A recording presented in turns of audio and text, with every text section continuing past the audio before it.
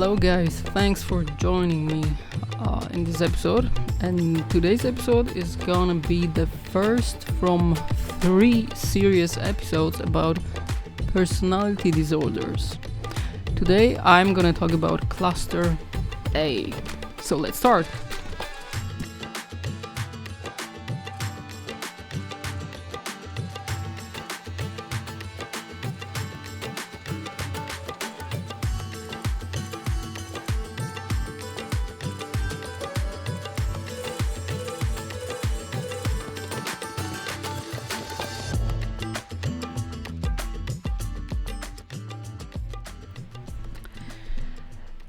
Okay, so as I said, this episode will be split into 3 parts because discussing all the personality disorders at once would take more than 2 hours.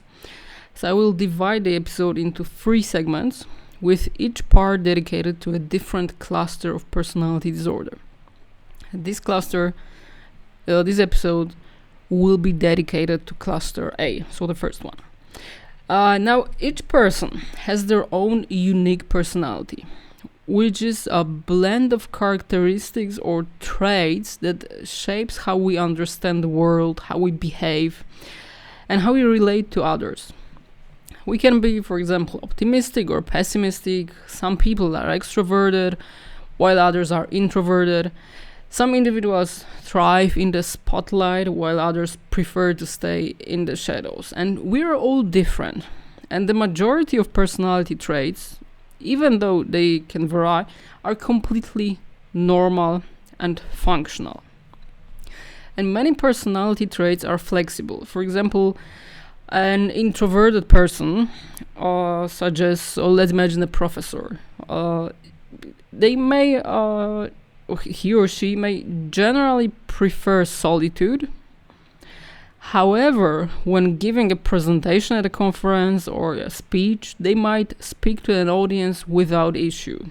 Although this situation might be more stressful for them than for an extroverted person, they can adapt to the situation and manage their behavior accordingly. When people have less adaptive personality traits, and cannot adjust their behavior to fit different situations, it often leads to a lack of flexibility and the development of unhealthy coping mechanisms. For example, they might cope with stress by turning to alcohol or substance abuse instead of seeking support from others or, for example, engaging in physical activity. They may struggle with controlling their anger, which can result in conflicts with friends, bosses, or teachers. Others might find it difficult to trust and form connections with people, among other issues. And personality traits are likely a combination of genetic factors and environmental influences. And this means that while the environment alone cannot cause a personality disorder, individuals need to have a genetic predisposition for such trait to manifest in a given environment. Now, the personality disorder, to briefly explain it, is a mental health condition characterized by enduring patterns of thinking and interacting with others that lead to significant difficulties in daily life. For example, individuals with personality disorders may struggle with maintaining relationships, friendships, or they have troubles keeping their jobs. They often have difficulty understanding and managing their emotions and typically exhibit a low tolerance for distress. They can present impulsive behaviors, which can further complicate their ability to relate to others. And on one hand, they may seek to build and maintain relationships. On the other hand, their behaviors may drive people away. And over time, usually, it becomes challenging for partners to stay in a relationship with someone who is inflexible and unadaptive, because personality disorders are characterized by being inflexible and unadaptive. And this is very characteristic to personality disorders, that behaviors and thinking patterns are repetitive regardless of the situation, and they are very, very unadaptive. Diagnosing a personality disorder is extremely challenging because even the most maladaptive traits can feel natural to the individual. They are part of their ingrained thinking patterns, behaviors, and interpretation. And when something is so deeply embedded in a person's identity, it can be difficult to recognize it as a problem or to see that my behavior, I'm not able to see that my behavior is problematic. I'm not able to see that my thinking pattern is maladaptive because this is mine. This is 100% mine, and I do not have any alternative. And typically, personality disorders are diagnosed when a patient seeks help for another issue or comorbidity, and often it is a family member who identifies a problem, such as noticing that, for example, their son behaves differently from his peers, or that their sister has been married 5 times in 7 years, so maybe there's something wrong with the way, there's something wrong with how she managed her relationships. And in these cases, the therapeutic process may be initiated not by the patient themselves, but by someone close to them who perceives the need for intervention. And personality disorders are classified into 3 clusters: Cluster A, Cluster B, and Cluster C. However, it's important to note that the boundaries between these clusters are not rigid. I mean, people often exhibit traits from multiple personality disorders, though one type may be predominant. And when a person displays maladaptive behaviors characteristic of more than one personality disorder without a clear dominant pattern, the diagnosis may be unspecified personality disorder. And there are 8 distinct personality disorders grouped into these 3 clusters. And Cluster A, which I'm going to describe in this episode, this cluster is characterized by consistently dysfunctional thinking and behavior patterns, often marked by suspicion, paranoia, or disinterest in others. And this cluster includes 3 personality disorders, which are paranoid personality, schizoid personality, and schizotypal personality. Paranoid personality disorder is characterized by persistent distrust and suspicion of others. And these patients often believe that others are trying to harm or exploit them, even without evidence to support these beliefs. And usually, even if you tell explicitly, you tell them that their beliefs are not based on any evidence, they will not verify them. They will very likely include you in the group of people that want to harm them. This is usually the reason because of which forming and maintaining relationships are not possible. Because this is really, really challenging and really difficult to build a relationship with a person who keeps on suspect that you are trying to harm them. And the second, that's even more important, this person is not really interested in forming any relationship. And these patients are very unwilling to share personal information about them because they believe that this information will be used against them.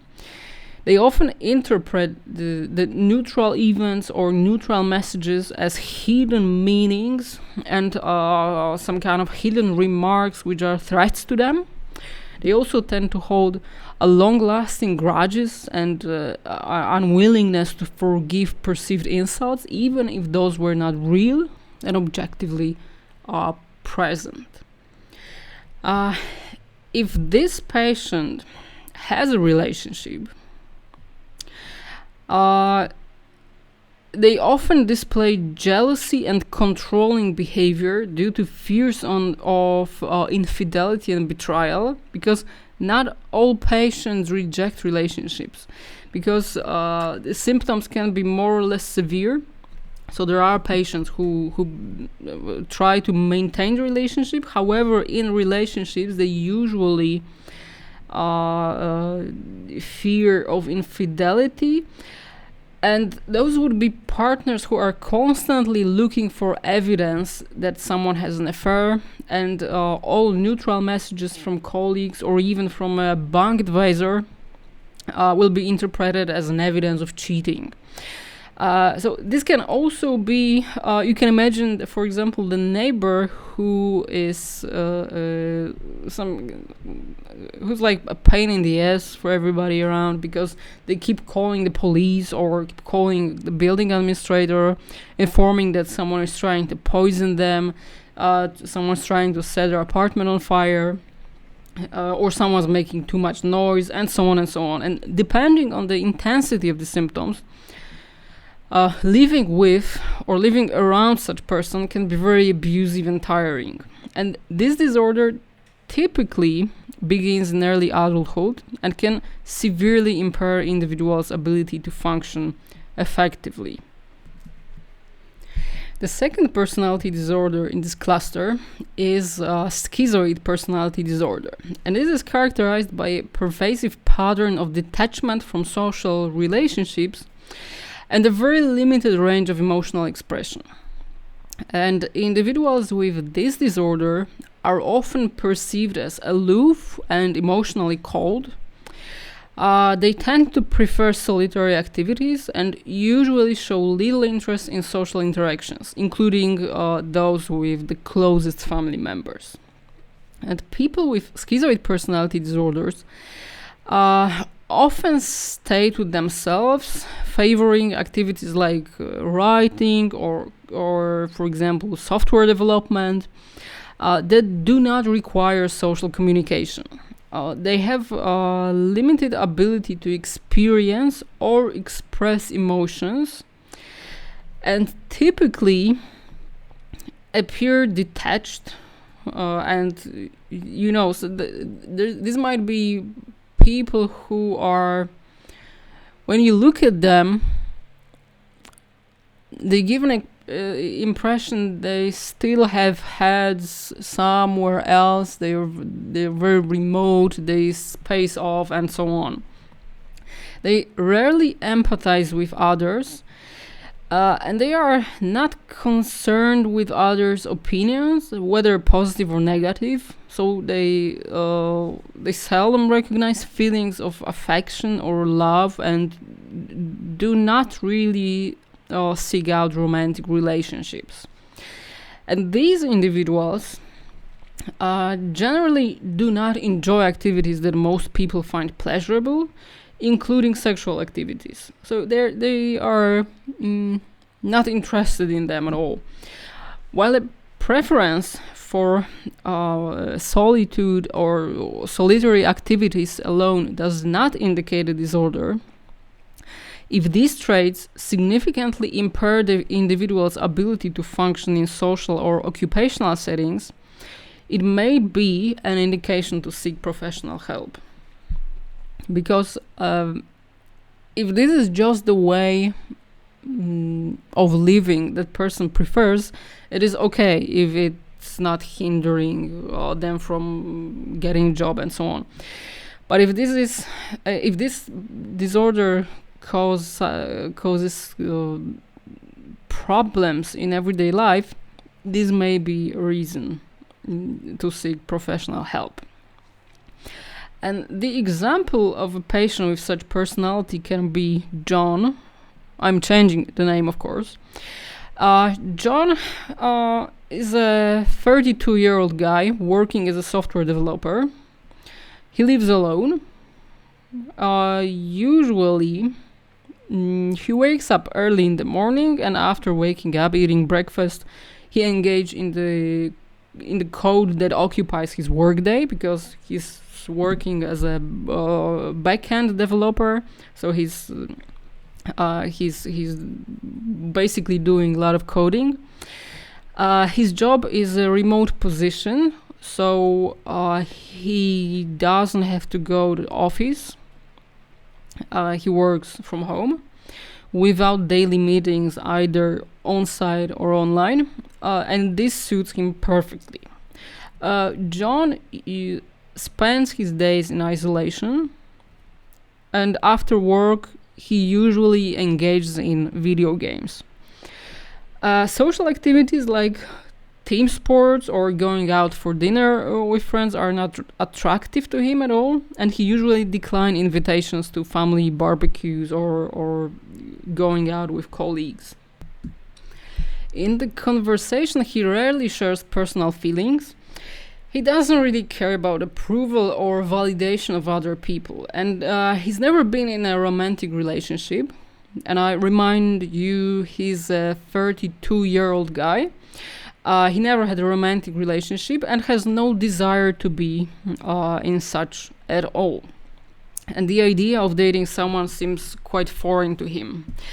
His interactions with the outside world are minimal, although he leads a pretty regular life. So he goes to the local store or he attends a necessary appointment at work if they are really necessary. However, these meetings are rather interruptions of his daily activities than a source of pleasure or a chance to exchange opinion or thoughts.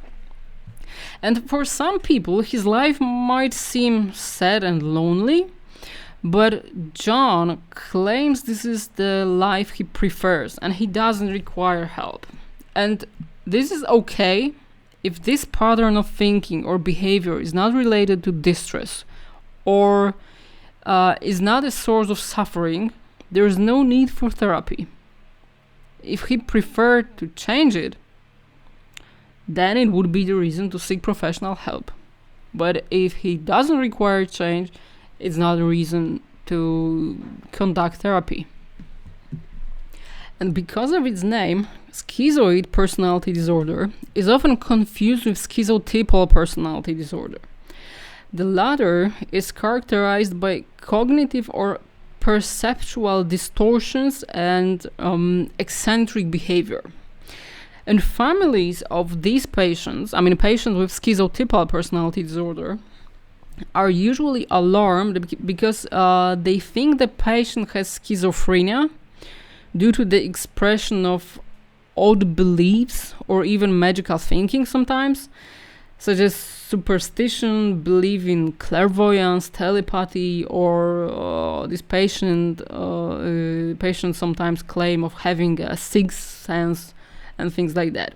And these patients, they can experience bodily illusions or other sensory distortions like electric impulses under their skin or unusual heat sensations not caused by any external events. They often speak in a very metaphorical, over-elaborate way or stereotyped way, and this is making their speech difficult to understand, and the meaning of their words hard to discern. So, for example, such patient might say, this is a quote from patient: "Work is just another dance in the grand cosmic ballet, each step choreographed by the stars. You have to understand, the office isn't just a place, it's a vortex of potential and kinetic energies intertwining." So you see that here, this is a kind of weird way of expressing this person's thoughts, and throughout this sentence you're just losing the context. You're not able to identify what this person is talking about. And similarly to patients with paranoid personality, patients with schizotypal personality traits have a tendency to be suspicious and paranoid, and often interpreting neutral events as threatening. They can also present unusual mannerism, dress, or grooming, so they might just feel peculiar or strange. And these patients rarely have close friends. They might have, but they usually do not have many close relationships. They also have limited interaction with other than relatives due to discomfort with close relationships. It is just the source of distress to them. They often present social anxiety. Besides schizotypal personality disorder, you can also diagnose social anxiety in these people. And social anxiety I described in the previous episode, so you can come back to listen about it.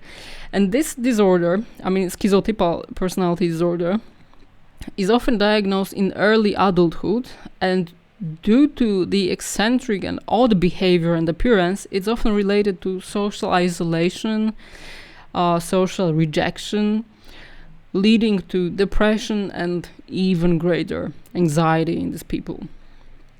The schizotypal personality disorder might be to some extent similar in its appearance to schizophrenia, but in the case of personality disorder, patients remain in good connection. They have good grasp of reality. They are able to communicate normally with their family members and with their friends if they have them.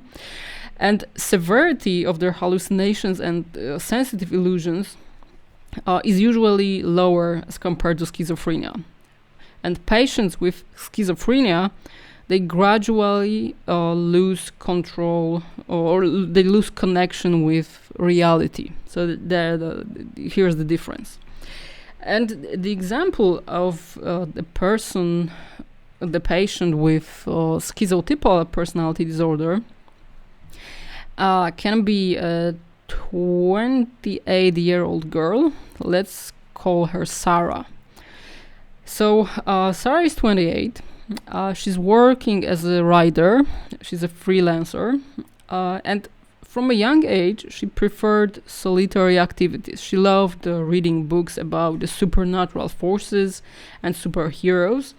And she was collecting peculiar objects that other people found odd, like strings, lines, pieces of paper that someone threw away. And now she's living alone, and her apartment is cluttered with crystals and amulets, because Sarah believes she has a sixth sense that allows her to communicate with spirits and predict future events through her dreams. But she doesn't consider herself psychic. She just has this gift, and that's it. She's not even thinking about making money on this. She starts her day with a series of rituals aimed at harnessing and protecting her perceived mystical abilities. So she must perform these rituals to avoid these abilities getting stolen by someone. Sarah's appearance might seem odd to people because she dresses in mismatched clothes and she wears unique accessories like dozens of amulets and stones, believing they ward off negative energies. She avoids certain colors like red, green, and pink because these colors bring bad luck. She sometimes say that the universe is whispering secrets to her through the wind. She avoids social interactions if they are not absolutely necessary, because as she claims, she feels out of place in gatherings and suspects that others talk about her behind her back. And this suspicion leads to her to isolate herself, but she is not completely alone because she has two close friends whom she trusts, and they don't criticize her style of clothing and they don't criticize her behavior. They're not judging her, so she trusts them and she feels fine being around them. Sarah attended therapy, but she has troubles trusting the therapist because she thinks that therapist, even though the therapist is not judging her explicitly, the therapist is thinking something about her, and this something is most likely something negative. So she often skipped sessions, and the therapeutic process was very hectic and fitful, and finally Sarah decided to end this therapy. And this is Cluster A personality disorders. So as you can hear, they might seem odd. These people might seem a bit weird for a regular person, but they are characterized usually by solitude. They might seem lonely sometimes, but they are not dangerous at all. And depending on the severity of personality disorders, because the symptoms can fluctuate. They might be sometimes intense, sometimes they might be less intense, so they fluctuate. But these people usually are characterized by distrust, by eccentric behaviors. They usually express some kind of suspicion of others. So this is very difficult for them to maintain a relationship with friends or partner. But again, as I said, they are not dangerous. They are just different from a regular person. And that's it. That's all about Cluster A personality. So that was paranoid personality disorder, schizoid personality disorder, and schizotypal personality disorder. And in the next episode, I'm gonna explain and describe Cluster B of personality disorders.